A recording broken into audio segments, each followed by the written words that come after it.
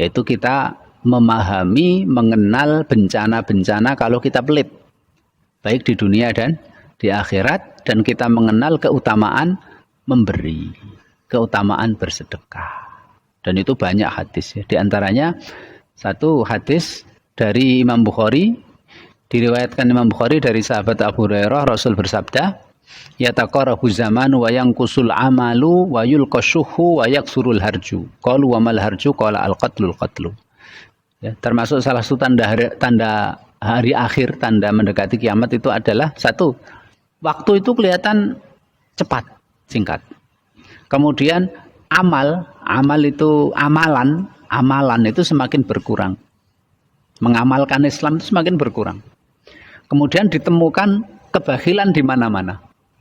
Dan akan terjadi banyak pembunuhan. Nah, ini jadi bakhil itu termasuk tanda akhir zaman. Ya, kemudian juga hadis dari Abu Dawud, diriwayatkan oleh Abu Dawud dari Asma, putrinya Abu Bakar As-Siddiq. Asma bertanya, "Ya Rasulullah, mali syai'un illa ma adkhala alayya Zubairu baitahu afa u'ti minhu." Asma ini adalah istri dari sahabat Zubair bin Awam. Ya. Dia tanya, Asma tanya sama Nabi, saya itu tidak punya apa-apa kecuali sedikit harta yang dihasilkan oleh suamiku, yaitu Zubair, ya, untuk nafkah keluarga ini. Apakah aku juga menyisakan sedikit untuk sedekah? Apa sabda Nabi? A'ti wala tuki fayuka alaika. Ya, meskipun sedikit sedekahlah. Dan wala tuki, jangan kamu pelit. Jangan kamu perhitungan. Fayuka alaika, maka Allah Subhanahu wa taala akan pelit kepadamu, akan perhitungan sama kamu. Kan sebagaimana tadi, balasan itu disesuaikan dengan bentuk amalan kan. Kalau kita istilahnya perhitungan sama orang, kita pelit sama orang, Allah juga akan pelit sama kita, akan perhitungan sama kita. Ya. Kemudian hadis ya yang banyak sekali ya kita sampaikan kemarin itu, bagaimana Allah besok di akhirat mengancam orang yang bakhil itu, ancaman-ancaman. Ada yang tidak mau zakat, akhirnya dikalungkan, harta yang tidak dizakati dikalungkan, berbentuk ular, kemudian dikalungkan di lehernya dan akan menggigit mulutnya. Dan dia mengatakan, aku adalah hartamu yang kamu simpan, yang tidak kamu keluarkan zakatnya. Kemudian juga harta yang dizakati itu akan dipanaskan oleh Allah, kemudian disetrikakan di punggungnya, di jidatnya, dahinya, dan di samping tulang rusuknya, dan lain sebagainya, banyak sekali. Kemudian satu lagi mas, hadis diriwayatkan oleh Imam Tabrani ya, dari sahabat Jarir bin Abdullah Al-Bajali. Rasul bersabda, ini penting ini karena kita juga punya keluarga juga. Ma min di rahmin ya'ti dza rahmahu fayas'aluhu fadlan a'tahu Allahu iyyahu fayabkhalu alaihi illa akhrajallahu lahu min jahannama hayyatan yuqalu lahu syuja' yatalammadu fayutawwaqu bihi. Ada orang, kemudian ada orang, kemudian salah satu keluarganya datang kepada dia. Nah, kebetulan salah satu keluarganya yang datang kepada dia itu memang membutuhkan. Dia minta bantuan sama kita, dan kita ini punya kelebihan. Ternyata kita nggak kasih bantuan, padahal dia saudara kita, masih ada hubungan kerabat sama kita, dia membutuhkan, dan kita itu punya kelebihan harta, duit kita lebih dari kebutuhan pokok. Kok kita bakhil tidak ngasih? Besok di hari kiamat orang yang pelit itu akan diancam oleh Allah apa? Allah akan mengeluarkan seekor ular ya, yang dinamakan suja. Ular itu dinamakan suja, dan ular itu akan melilit lehernya. Itu besok di akhirat diancam itu. Karena kan yang minta itu betul-betul membutuhkan, dan juga dari kerabatnya gitu loh, yang masih ada hubungan kerabat. Dan dia punya kelebihan rezeki. Sering kan kayak gitu itu, apa saudara kita datangnya aja nggak minta tapi pinjem pinjem aja. Kita punya kelebihan kita nggak ngasih. Itu kan itu diancam oleh Allah seperti itu. Ya.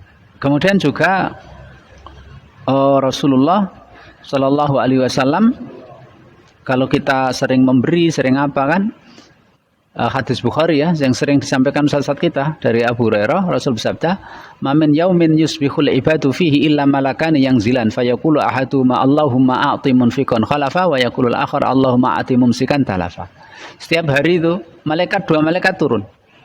Tugasnya hanya berdoa. Yang pertama mendoakan, ya Allah berilah orang yang suka memberi infak, berilah ganti. Dan yang malaikat yang kedua, tugasnya adalah juga mendoakan, Allahumma a'ti mumsikan talafa. Ya Allah, berilah kehancuran kepada orang yang tidak mau infak, tidak mau bersedekah. Banyak sekali, ini tidak kami sampaikan semuanya. Itu saja. Semoga bisa menjadi pertimbangan ya kita semuanya. Dan juga satu yang sampaikan, Mas. Ini hadis rawi Ahmad, diriwayatkan oleh Imam Ahmad dari sahabat Uqbah bin Amir. Rasul bersabda, "Kullu mri'in fi dhilli shadaqatihi hatta yafsila bainan nas atau hatta yahkuma bainan nas." Besok di hari kiamat ketika Allah mengumpulkan manusia di mahsyar itu, semua manusia itu berada di bawah naungan sedekahnya sampai Allah menghisap mereka dan memutuskan masuk neraka atau surga. Nah, jadi sedekah itu yang menaungi kita itu nanti di mahsyar itu. Dan semua orang di bawah naungan sedekahnya. Gitu.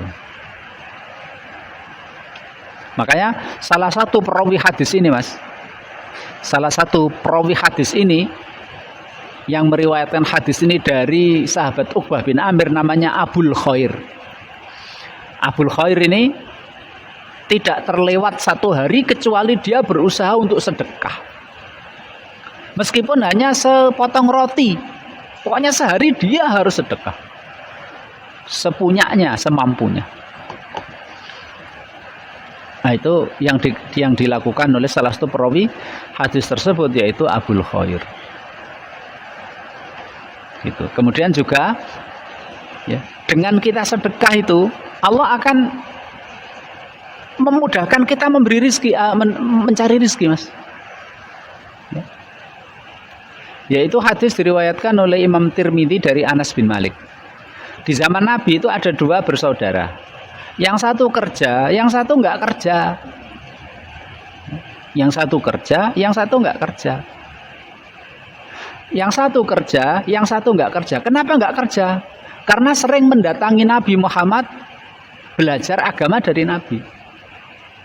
Akhirnya yang kerja terpaksa memberi nafkah sama yang sering datang kepada Nabi sampai nggak sempat kerja karena belajar dari Nabi. Lah yang kerja itu sampai lapor, Rasul saya kesulitan Rasul. Nah, saudaraku ini sering datang kepada Nabi, belajar dari Nabi agama sehingga nggak sempat kerja. Aku yang kerja Rasul. Akhirnya saya kasih dia nafkah. Masa nggak saya kasih nafkah? Dia adalah saudara saya. Nggak tega lah saya Rasul. Apa sabda Rasul? La'allaka turzaku bihi. Semoga Allah memberi kamu rizki lebih gara-gara kamu ngasih nafkah dia. Nafkah dia kan karena dia memang belajar gitu loh, Mas. Bukan karena nganggur, bukan karena ibadah tok, kan bukan. Makanya termasuk yang boleh diberi zakat 8 asnaf ini ya. Itu kan fisabilillah. Ya. Lah fisabilillah itu tidak hanya orang yang perang fisabilillah saja. Fisabilillah itu termasuk boleh dikasih zakat adalah thalibul ilmi, pencari ilmu agama. Ketika ada orang mencari ilmu agama, lah zakat bisa diberikan sama dia. Makanya ketika entah adiknya, entah kakaknya ya, sampai nggak sempat kerja karena mau belajar sama Nabi terus, akhirnya kakaknya atau adiknya itu yang kerja itu ngasih makan dia, Rasul mengatakan, Allah akan memberi kamu rizki lebih karena kamu nafkahi saudaramu yang belajar dariku, dari Rasul Sallallahu alaihi wasallam. Berarti ini kan kalau kita punya tanggungan adik, punya tanggungan orang tua, terus kita selalu beri, ya, itu menjadi sebab rizki yang Allah berikan kepada kita insya Allah akan mudah dan melimpah. Nah, terutama orang tua kan, orang tua kita yang istilahnya, kalau kalian kan masih belajar ya kan, nanti kalau sudah belajar, sudah selesai punya kerjaan dan lain sebagainya, orang tua tidak mampu dan lain sebagainya. Ketika kita ngasih nafkah orang tua, mungkin kita punya adik, ya kan, orang tua kita sudah nggak mampu menafkahi adik kita nafkahi adik kita.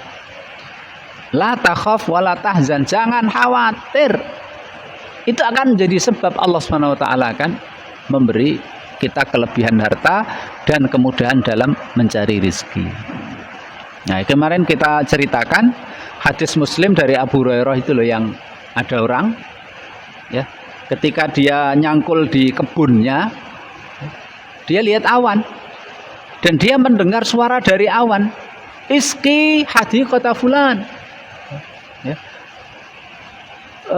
Siramilah kebunnya fulan, dengan nyebut nama. Orang yang nyangkul akhirnya lihat ke atas ke awan, kaget, lah kok ada suara siramilah kebunnya fulan. Akhirnya awan itu akhirnya berpindah ke suatu tempat, kemudian nurunkan hujan. Nah, orang yang dari tadi itu mencangkul itu perhatikan terus, Mas, sampai sana terus turun hujan, diikuti itu awan itu sampai dia datang ke situ, hujan sudah turun, sudah selesai, air banyak di situ. Ternyata si fulan itu, orang tadi melihat ada orang yang mencangkuli sawahnya, ngalirkan airnya itu. Terus tanya, Pak, Bapak namanya siapa? Nah, yang ditanya kan, yang ngalirkan air itu kan akhirnya kan, lah kamu siapa kok tanya saya? Memang kamu siapa? Terus dia cerita, Pak, tolong Bapak namanya siapa? Oh, nama saya Fulan. Pak, lah kenapa Mas kamu kok tanya nama saya? Pak, nama Bapak itu saya dengar disebut dari awan. Dari atas awan itu ada suara, siramilah nak ke kebunnya Fulan, ya nama Bapak itu disebut. Kemudian awan itu pindah ke sini, ke atas kebunnya Bapak ini, terus turun hujan. Lah kok bisa, Pak? Kebun saya nggak dikasih air, yang lain-lain nggak dikasih air, kebunnya Bapak atau yang dikasih hujan itu kenapa? Tolong Pak kasih tahu saya. Akhirnya Bapak itu bilang, Mas, kalau saya panen, saya bagi 3. Ini tidak wajib ya, mungkin itu tidak wajib. Kalau dilakukan ya boleh, tapi nggak wajib kan. Saya bagi 3 hasilnya. 1/3 untuk nafkah keluarga saya, 1/3 untuk sedekah, 1/3 untuk menanam kembali, biaya untuk menanam kembali. Itu kan Masya Allah itu. Jadi memang yang namanya sedekah itu adalah bukti kalau kita ini cinta akhirat. Bukti kalau kita lebih mencintai akhirat. Buktinya adalah sedekah. Makanya hadis Rasul kan, was-shadaqatu burhanun. Sedekah itu adalah burhan, bukti. Bukti apa? Kamu senang dunia apa akhirat kan gitu. Nah, senang akhirat kan berarti dunianya kan dimanfaatkan jadi alatnya diantaranya disedekahkan itu. Nah, kemudian juga sabda Nabi diriwayatkan oleh Imam Tabrani dari sahabat Abu Umamah, Rasul bersabda, Sona'iul ma'ruf taqi masori asu. Perbuatan baik itu akan melindungi kita dari kematian dengan cara yang jelek. Jadi perbuatan baik apa saja kepada orang gitu. Perbuatan baik apa saja kepada orang akan melindungi kita, memelihara kita jangan sampai mati tapi dengan cara yang jelek. Wasadaqatu sirri tudfi'u ghadabar rahman. Dan sedekah tapi dirahasiakan itu akan meredam murkanya Allah. Wasilaturrahim tazidu fil umur, dan silaturahim akan nambah umur.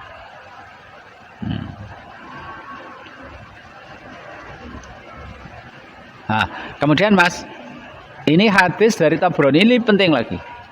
Hadis dari Tabrani Diriwayatkan Imam Tabrani dari sahabat Uqbah bin Amir. Rasul bersabda, "Inna shadaqata la tudfi'u an ahliha harral kuburi. Wa inna ma yastadhillul mu'minu yaumal qiyamati fi dhilli shadaqatihi." Sedekah itu akan dapat mendinginkan panasnya kubur. Jadi kalau banyak sedekah, kubur kita akan adem. Ya, akan adem, tidak panas. La tudfi'u an ahliha harral kubur.